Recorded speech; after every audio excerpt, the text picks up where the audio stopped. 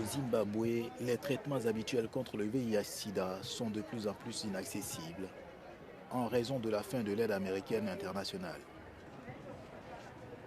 Dans ce pays, 80% des fonds destinés à la lutte contre la maladie proviennent des États-Unis. Les gens ne savent pas où obtenir les prochaines tranches de médicaments antirétroviraux.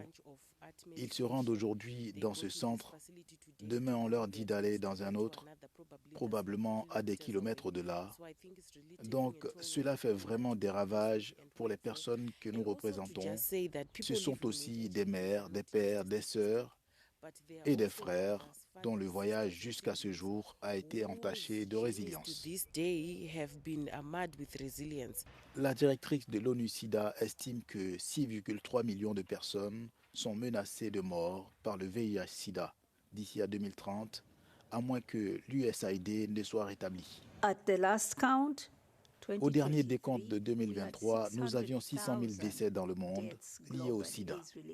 Il s'agit donc d'une multiplication par 10.